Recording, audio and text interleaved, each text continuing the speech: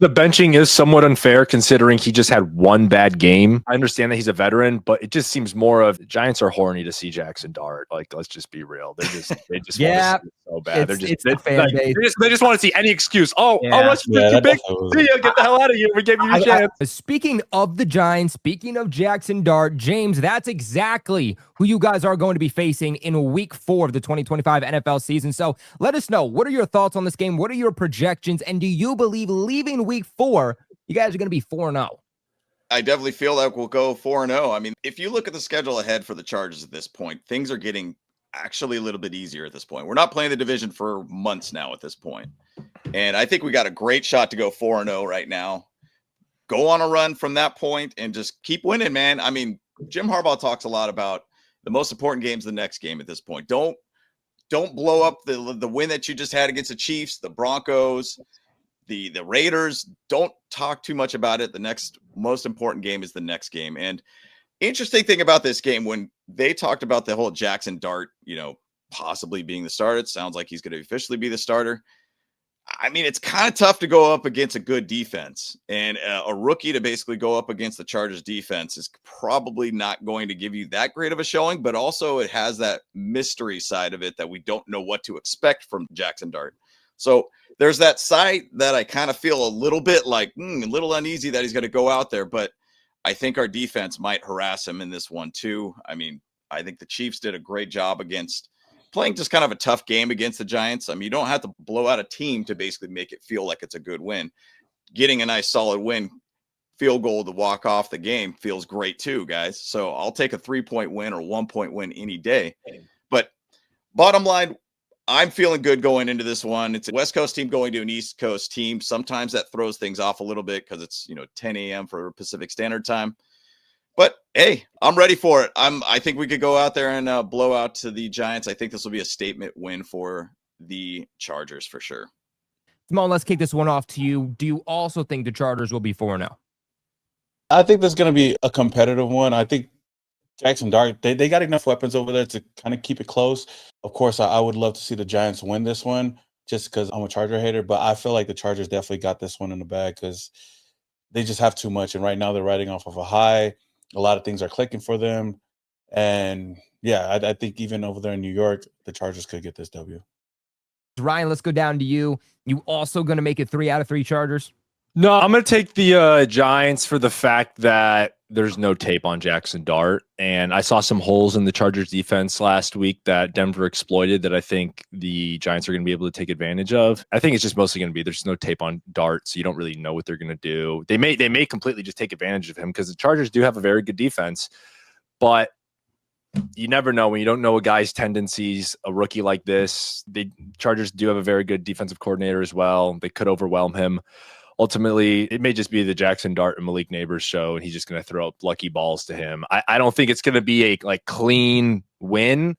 I think it's going to be more of, damn, how the hell did the Giants just win that? Those were some crazy plays. Marcus, are you also going to take the hot hand here and pick the Giants, or are you like, oh, hell no, Chargers are 4-0? I do think the spread is kind of fishy. Chargers only a 6-point favorite in this one. 93% of the money is on the Chargers in this one.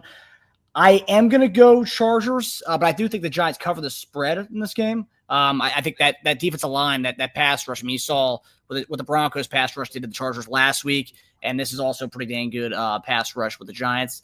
But yeah, like Ryan said, there's really no film on Dart yet, so that'll also be a problematic. But I do think Chargers win an ugly game. I don't see this being a high-scoring game at all. Chargers win an ugly game. So we got 3 out of 4 guys on the panel taking the Chargers. And then, of course, we got Ryan picking the Giants. Samoan, you guys are going to be playing the Bears for week 4. Bears haven't exactly been the team that everybody projected them to be early on. Is this a get-right game for you guys? Definitely, this is a must-win game for the Raiders. Of course, we're coming back home after a horrible, horrible loss, and I thought last week we could have bounced back in a better way. But with Caleb Williams and Ben Johnson coming over here and just seeing how they look, especially that offense, I know that he went off, but I have a lot of confidence in my defense to at least keep the game somewhat close. But I just don't know how confident I am in the Raiders' offense, just purely off of the offensive line, and that's why I got the Bears winning this one. Until the Raiders can do something or show or prove that they could be a lot better, or at least help the passing game and even the run game. I can't really put a lot on this team just yet to say that we're just going to win. So I'm going to just jot this as a loss for the Raiders. And let's go down to Ryan. Ryan, do you also have the Bears winning this one? No. I'm going to take the Raiders. Last week, I watched the Bears games at the same time, and a lot of what the Bears did, Ben Johnson, he was letting way too many tricks out of the bag, with some of these trick plays and the things that he was doing. It didn't look like a whole lot of consistent offense. It didn't really seem like the Bears, had an identity on offense of any kind, and Ben Johnson was just having to put some of these plays out there that he should be saving for more critical games, but he's just trying to get his team confidence right now. And I think this Raiders game, he's actually gonna try to run the offense, and Caleb's gonna be holding on to the ball for a long time, and Max Crosby's gonna probably eat him alive, in my opinion. And I also hope the Raiders do kind of get some of these Bears fans down to earth. But hopefully. I don't hate the Bears, just some of their fans annoy me. I do think they'll figure it out throughout the season. I mean, this is not NFC North Roundtable, but yeah, I'm gonna take the Raiders. I'm gonna take the Raiders on this one. Let's go to Marcus. Marcus, you taking the Raiders or the Bears? I'll take the Raiders in this one. I think there's an extreme overreaction in what the Bears did last week against the Cowboys, and I just think that I don't think the Raiders are as bad as they showed last week. And also, I mean, Carroll's going to have those guys ready after getting shellacked like they did in Washington last week. So I do think there's going to be kind of an overcorrection this week. I think the Raiders win. 1.5-point dog at home. It looks like 75% of the money is on the Bears in this game, but I'm going to go Raiders to win this game. All right, so we got 2 Raiders. We got 1 Bears from Samoan James. Are you going to make this 3 out of 4? Or are you going to make it an even split? Man, I don't know. I'm with Marcus on this one. I really don't know where to go with this one at all, by any means. It's 2 teams trying to figure itself out. And if you go and look at what Ben Johnson did with the Lions, you kind of hope that you're going to get that Lions magic over there. And I mean, going back to what Ryan was saying, that's kind of what they did with the Lions. They kind of had these trick plays all the time. They tried all these weird little gadget plays, and it worked out really well for them. And that's kind of what Ben Johnson does. Now, Jared Goff, and I know we're in a totally different conversation on this one. Jared Goff wasn't that good of a quarterback, in my opinion. Ben Johnson, I think, got him right. That's where my whole thing with this is thinking, well, Bears, I think, do have a little bit better of weapons. If Caleb Williams could be that guy and be maybe just as good as Jared Goff, I think the Bears will find a way to get this win out of it. Now, the X factor is coaching and experience. I think that's the thing that could favor the Raiders mostly in this one with Pete Carroll, but I'm going to pick the Bears on this one. I feel like they're just kind of going in with a little momentum at this point. I forgot to mention that the Bears have an awful D-line, so this may be a good opportunity for the Raiders O-line to actually be able to push around a little bit, and may see a big game from Genty. So, absolutely. Ryan, you guys got the Cincinnati Bengals. The Bengals, without Joe Burrow, obviously didn't play as well as some people were projecting that they were going to last week. Is this an opportunity for you guys to get back on track? For everyone on Monday night, sorry to everyone that they have to watch this on Monday night. I wish no one had to watch this game and it's just a noon game. It would have been cool if Joe Burrow was playing, but he's not. So it's just going to be, we're going to beat the Bengals. I think this is a get-right game, but it's still, in my eyes, in terms of like moral victories, it's like a quarter of a get-right game because we better beat them very handedly. And if we show any signs of the offense not looking that great, the defense letting some things up, even though the defense has been solid, they really haven't been that much of an issue. There's going to be some question marks, but ultimately this game, I'm just looking to see pass game. You guys got to get something going. You have to have some sort of chemistry, just some consistency. You showed good signs against Indy the other week. And then just complete opposite. They're just going from one side to the other on the pendulum and, just fall in the middle, create an identity, get that run game going. And I'm taking the Broncos for this one, and I'll take them by like at least 10 points or so. Marcus, are you also going to take the Broncos for a bounce back game? Yeah, I think it's going to be a blowout. I think it might be more. It's going to be more than 10 points. Browning looks horrible. The offensive line is trash. I think I read a stat earlier that Browning has 5 interceptions on 59 attempts, which is like the 30th least amount of pass attempts on the season. So 5 and 59 passing attempts. That's really bad. What the Broncos did against the Chargers, you're going to see that even more so. I think he might break the all-time single game sack record. That's how bad the Bengals offensive line is. So yeah, I take the Broncos big time on Monday night. James, you going to make this one 3 out of 3? Yep. It's got to be the Broncos. They got to win this one, man. I mean, if they do come out with an L on this one, it is red alert time for the Broncos at that point. Hit the nuclear button. Yep. Call it a day, dude. This is it. But Jake Browning, I don't appreciate you by any means. I put you in my fantasy. I trust in you for 1 week, and it did not go well. What? Terrible. I got this fantasy team that's absolutely everybody's injured on it, and it's terrible. So I was hoping for the best from him, but bottom line, yeah, I mean, Denver's going to go out there. They're going to manhandle them. I mean, the amount of pressure the Broncos bring, the Bengals aren't going to figure it out. They're just going to get destroyed in this one. So, yep. Broncos it is. Decision by James in fantasy last week. Hopefully doesn't make any of those moving forward for him. But Samoan, moving on to you to wrap us up here. Are you also he's gonna try to be different? Denver. He's going to try to be different. Yeah, I think I'm gonna just stay the same, man. I'm gonna go for the Broncos. I think that's just the easy thing. They had a rough past 2 weeks, though. Rough past 2 weeks, and last week was more of them, like you said, biting themselves in the ass, basically. So hopefully, as long as they can execute on a lot of those offensive plays, I feel like the defense is gonna be just fine, especially against a backup quarterback. And I can see the Broncos winning this one for sure. Brett Rippon might come in during the game. A little revenge game for Brett Rippon if they bench Brown. Wow. Oh, well, if he goes in, then that's a different. Hey, what would you do, James? He goes off. He dominates in fantasy then, and it's like, all right, well, the backup to the backup. Okay, yeah, he's the one that succeeds. But we know Brett Rippon, man. He was a Bronco.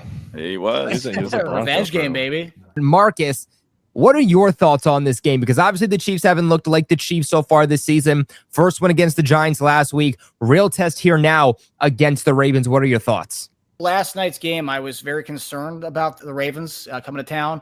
That I saw them just get dominated by Detroit. Detroit could do whatever they wanted against them last night. So my feeling changed on this game. I think the Chiefs win. We opened up as a 3-point dog at home. Mahomes is 5-1 against Lamar all time. But the big story is the Ravens defense, giving up 32 points per game, ranks 31st in the league. Only one team worse. Their run defense is a mess, allowing 150 yards per game, which I think is like third last. Third down, the opponents are converting about 45% against them. They just can't get off the field. Red zone woes, giving up a touchdown 80% of the time so far this season. And that's big because we're awful in the red zone this year. So that's huge. But the big thing is it's glaring. Only 3 sacks in the season for the Ravens. This is just kind of abnormal for them to not get the passer, to not create turnovers. Only the Titans and Panthers have fewer amount of sacks in the season.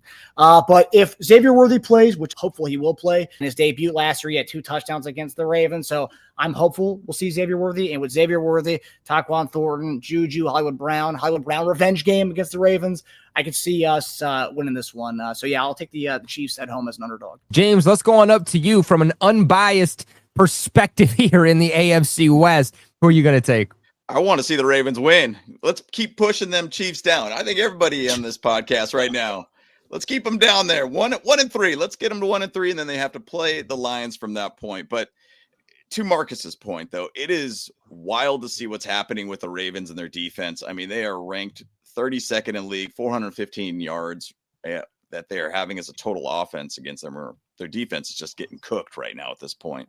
32 points a game is what they're giving up right now. It is tough. Now, I'm going to say that the Chiefs don't really have the best offense right now. I feel like they're still trying to figure it out. And I feel like the last couple of years it's been that way, but they figure it out in the game. It's going to be 2 teams, 1-2. They got to figure it out. This is the figure out game and see if they can really try to catapult their season from this point. So I have a little bit of a struggle on this one, but I think based upon momentum wise, I'm going to probably choose the Chiefs, unfortunately, to win this one. Just think the Ravens are just not playing well at all, period.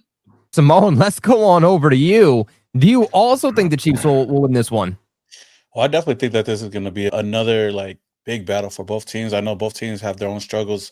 I'm really surprised with the Ravens this year, how they've been playing, but I feel like it's going to come down to the turnover battle and how well, Patrick Mahomes and the offense looks against the Ravens in their defense. Overall, I guess I'm just going to go with the Ravens in this one. That's just how I'm feeling right now, but the Ravens over the Chiefs this week. First change up here. He's going to be the first one to take the Ravens. Ryan, let's go down to you. Are you going to also take the in-division rivals here, or you going to take the Ravens? I don't think it's going to get to that. I don't have faith in the Ravens to really ever beat the Chiefs. I've tried putting faith in them before, and they always fail me. So I will never, ever, ever put faith in you, Lamar Jackson, ever again. Ever again. You never rise up against the Chiefs. So, yeah, it's in Arrowhead as well. And Baltimore has their issues, and especially if Hollywood Brown comes back, it's going to be the Chiefs. I think this is typically around the time when they're going to start to get things going. Things are going to start to look a little better. They got that win under their belt now, so got a little bit of that confidence. And I'm going to keep it short and sweet. I'm taking the Chiefs on this one. I'll probably put money on them too, because they always win me money. That is going to wrap it up for today's episode of the AFC West Roundtable, recapping everything that happened in Week 3 and, of course, previewing Week 4. Roundtable Sports Network is your one-stop shop for all things NFL, with daily live shows covering all 8 divisions in the league, hosted by the best content creators on the web, all on one network.